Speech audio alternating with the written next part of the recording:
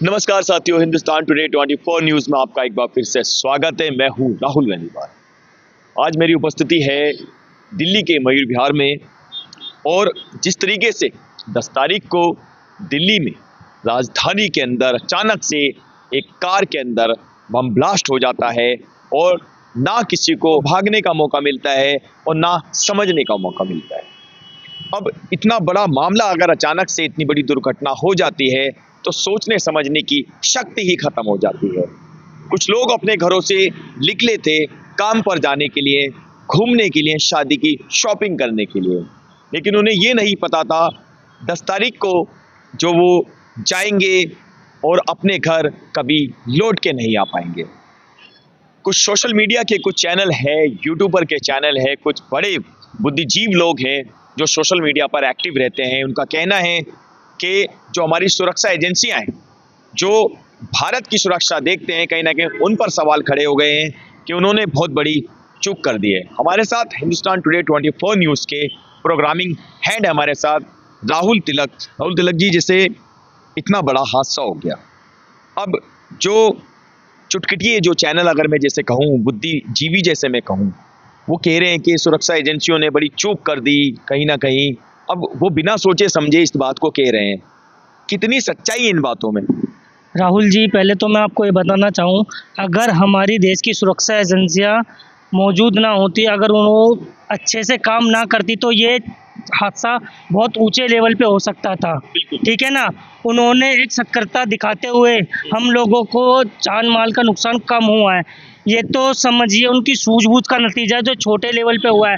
पर अब सबसे बड़ी ये चीज़ है कि हमको लोकली इसमें देखना पड़ेगा। जैसे डॉक्टरों का नाम इसमें जुड़ता आ रहा है, झोला छाप डॉक्टर। ये दिल्ली में भी ऐसे बहुत से ऐसे झोला छाप डॉक्टर हैं जिन्हों की पूरी तरह से हमें पकड़ करनी पड़ेगी और अपनी एजेंसियों का हमें साथ देना पड़ेगा। मैं आपको बता दूं कि दिल्ली और दिल्ली एनसीआर के अंदर अगर हम देखने चलें तो बहुत से ऐसे झोला छाप डॉक्टर हैं जिन्हों का तार एक दूसरे से जुड़ सकता है। ठीक है ना। हमें इस टाइम अपने सुरक्षा एजेंसियों पे पूरा भरोसा रखना चाहिए। जैसे सुरक्षा की जैसे बात आती है भारत के अंदर, हमें दूसरे देशों से कोई खासा उनसे कोई हमारी दुश्मनी नहीं है। अब जब दुश्मन ही हमारे कहीं ना कहीं घरों में छुपे हैं, हमारे देश में ही रह रहे हैं, देश का ही खा रहे हैं और इतनी बड़ी बड़ी वारदातों को, इतने बड़े बड़े बम ब्लास्टों को अंजाम दे रहे हैं, तो ये कहीं ना कहीं जिस देश में रह रहे हैं, जिस देश का खा रहे हैं, उसी में छेद कर रहे हैं। राहुल जी, मैं आपको एक बीच में बात बताऊं। सरकार कहती है सबका साथ सबका विकास, सब्सिडी के नाम पे ये लोग स्कॉलरशिप लेते हैं, पढ़ते हैं। ठीक है ना।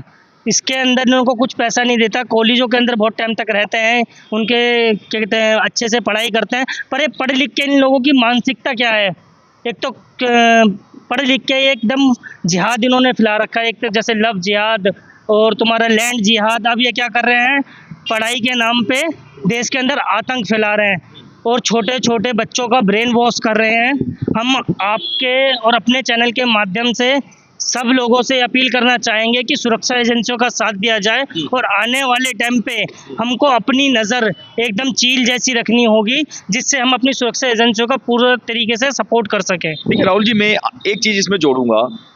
अब इस समय चाहे वो दिल्ली सरकार हो, चाहे वो केंद्र सरकार हो, जिस तरीके से जैसे हॉस्पिटल खुल जाते हैं, क्लिनिक खुल जाते हैं, हमें नहीं पता होता, क्योंकि जो छोटे कॉलोनियों के लोग होते हैं वो तो झोला छाप डॉक्टरों के पास जाते ही हैं।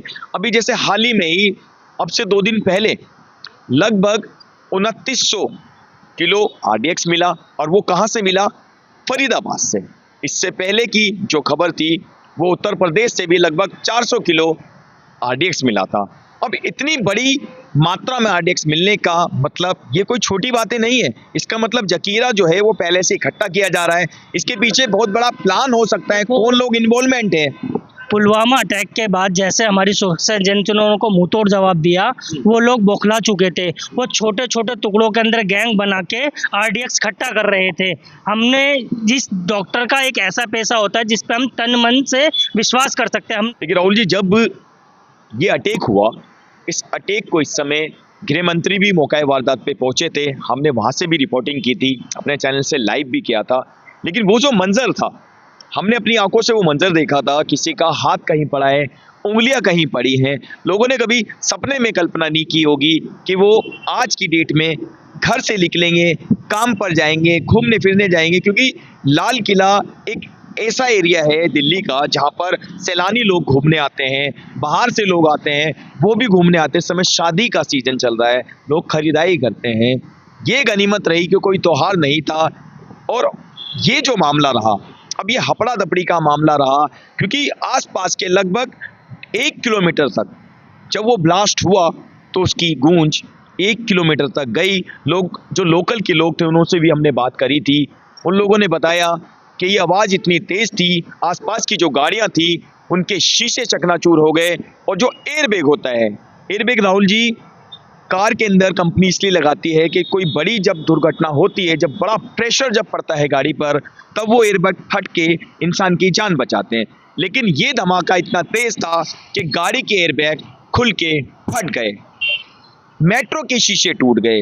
गृह मंत्री पर अब कहीं ना कहीं लोग, जो विपक्ष के लोग हैं या जो ज़्यादा बुद्धिजीवी लोग हैं, वो बात कर रहे हैं कि कहीं ना कहीं गृह मंत्री जी मतलब लेट पहुंचे, या जैसे प्रधानमंत्री की बात हो रही है, आज प्रधानमंत्री भी दिल्ली के आरएमएल हॉस्पिटल में गए और जो घायल लोग थे उनसे भी उन्होंने बातचीत की, उनका हालचाल पूछने की कोशिश की।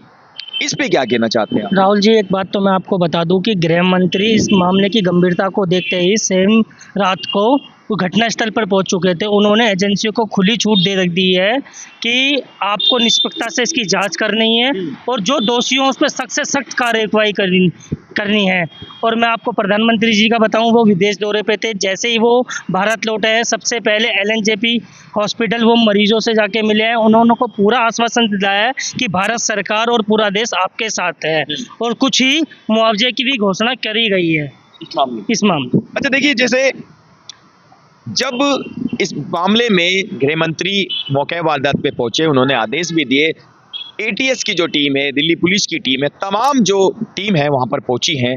और जिस तरीके से इस मामले को अब देखा जा रहा है, इस मामले को जब अच्छे से जब हैंडल किया जा रहा है, सीबीआई इसको मामले को देख रही है, ठीक है। उसके बाद जो 4 संदिग्ध पकड़े गए हैं उनमें एक महिला भी है, और महिला ने कबूल भी किया है ये काफ़ी समय से इस ब्लास्ट की तैयारी चल रही थी। ये तो मेरे कहने से अगर मैं कहूँ तो ये बहुत छोटी सी चीज़ थी। इन लोगों का प्लान बहुत बड़ा हो सकता था। भारत के अंदर, दिल्ली के अंदर केमिकल बना रहे थे जिसमें अगर इनका मकसद सक्सेसफुल हो जाता तो कम से कम माने तो 10 लाख लोगों की मृत्यु हो सकती। पर ये हमारी सूझबूझ है, खुफिया एजेंसी की, रॉ की, एनएसजी की और जम्मू कश्मीर पुलिस, साथ में हरियाणा पुलिस की, जिन्हों को धर दबोचा गया। इनको इनके मकसद में कामयाब नहीं होने दिया। राहुल जी देखिए, ये तमाम जो जानकारी हम आपको लगातार दिखाते रहेंगे। आप ज़्यादा खबरों के लिए देखते रहे हिंदुस्तान टुडे 24 न्यूज़, जनता की आवाज़ के साथ।